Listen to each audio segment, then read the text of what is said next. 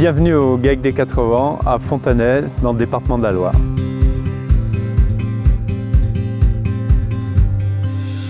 Sur notre exploitation, nous sommes 4 associés et 2 salariés, dont un à plein temps et un une journée par semaine. Nous produisons du lait, du porc et de la charcuterie. Nous avons 110 hectares sur l'exploitation, répartis en 3 sites. Et nous sommes à une vingtaine de kilomètres de Saint-Étienne, à 60 km de Lyon, dans les monts du Lyonnais. On a une centaine de truies avec 650 places d'engraissement. Et nous avons un atelier vaches laitières en agriculture biologique qui comporte à peu près 85 animaux vaches, plus la suite, les génisses que nous élevons sur la ferme.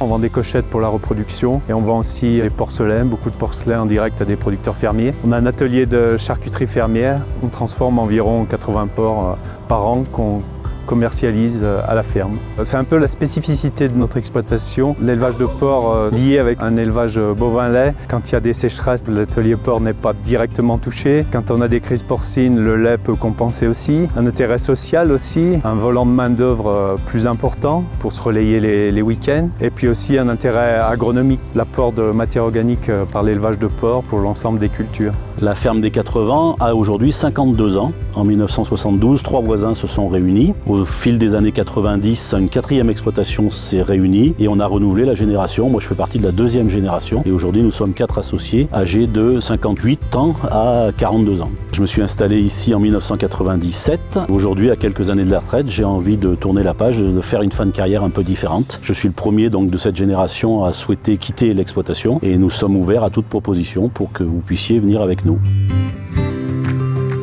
Une journée type en production laitière chez nous, c'est démarrage de la traite à 6 h le matin. Et un associé qui traite, un autre qui s'occupe des veaux, de la stabulation, nettoyer les logettes. Une fois que la traite est terminée, il y en a un qui s'occupe plus de la partie troupeau et de l'alimentation. Et après, l'autre associé qui travaille sur l'atelier lait s'occupe plutôt de la partie culture, entretien de clôture, entretien du matériel aussi, entretien des bâtiments. En termes de responsabilité, on a tous une responsabilité chacun, mais en termes d'organisation du travail, on est capable de se remplacer dans chaque atelier. Ça apporte de la performance parce que ça évite d'être dissolu dans ce qu'on fait. Du coup, la qualité de vie s'en ressent et la charge mentale est moins importante. Le gros avantage, c'est de pouvoir se remplacer, pas seulement pour les week-ends et vacances, mais aussi en cas de maladie, des choses comme ça. Donc en termes de temps libre, donc on a un week-end pratiquement sur 2 de libre, et puis 3 semaines de congé par an qu'on prend un peu à tour de rôle au cours de l'année. La production porcine, c'est quelque chose de très rationnel. C'est un élevage qui est conduit en 7 bandes de 12 truies. Donc l'objectif, c'est de faire naître à peu près 160 porcelets toutes les 3 semaines. Ces animaux vont être gardés à peu près 6 mois, au moins pour les femelles. Ils vont être vendus dans d'autres élevages de la région. Beaucoup de porcelets partent au sevrage à 8 kg ou à 25 kg pour d'autres producteurs fermiers de la région. Quand on a vendu les porcelets et les cochettes, ce qui reste part à l'abattoir. On fait environ 30 produits différents de charcuterie à l'ancienne, très traditionnelle, comme faisaient nos parents dans le garage à l'époque où ils tuaient un cochon par an pour la famille. Et on vend les produits de façon très traditionnelle. La commercialisation se réalise sur la ferme. Le vendredi après-midi, on a un magasin à la ferme, ouvert toute l'année.